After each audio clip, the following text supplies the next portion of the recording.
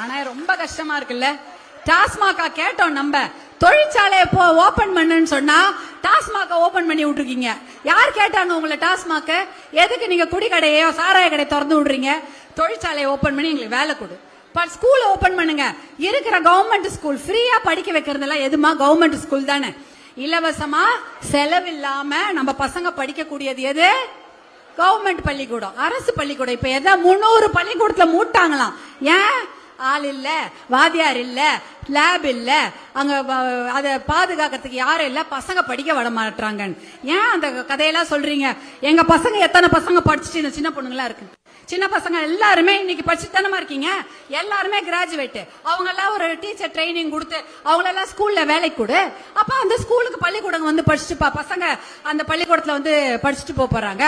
அதை விட்டுட்டு வாத்தியார் இல்லன்னு எல்லாத்தையும் இழுத்து மூடிட்டு கடையை திறந்து விட்டுட்டீங்க, சந்து கடையை திறந்து விட்டுட்டீங்க. அதுக்கு மேல ஏசி பார். யார் கேட்டாங்க உங்களை ஏசி பாரு? நம்ம பசங்க எல்லாம் போய் குடிங்க, நல்லா கஷ்டப்பட்டு எல்லாம் குடிக்காதீங்கப்பா, நல்லா போய் ஏசியில குடிங்கப்பா. யாரையா கேட்டா ஏசி பார் அங்க உட்கார வைக்கிறீங்க. அப்புறம் வந்து நம்ம எலைட் பார், கொஞ்சம் சௌரியமா இருக்கவங்க அது மாதிரி குடிக்கிறது போல இருக்கு. அப்புறம் ரெஸ்டோ பார், அதுல கும்பலா போய் குடிக்கிறது. தேவையா இதெல்லாம்? வேணான்னு சொல்றோம்ல. யார் கேட்டாங்க? இந்த தமிழ்நாடுல பாதி பேர் மகளிர் தானே. நம்ம எல்லாம் மகளிர் கேக்குறாங்க, எங்களுக்கு குடியே சாராய வேணாம், டாஸ்மாக இழுத்து மூடுங்க அப்படின்றோம். கண்டிப்பா மூடிடுறோம்.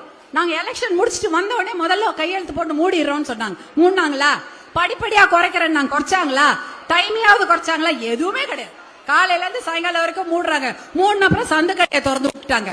அவையா 10 மணிக்கு மூட்டா பாவம் 10:30 மணிக்கு வரவனுக்கு என்ன பண்றது அப்படின்னு சொல்லிட்டு சந்து கடையை திறந்து விட்டாங்க. தேவையா இது? இதுதான் பண்றாங்க. ஆனா மருத்துவர் அன்புமணி உங்க அண்ணன் என்ன சொல்றாரு? நம்ம வந்தா நம்மளுடைய பாட்டாளி மக்கள் கட்சியின் ஆட்சி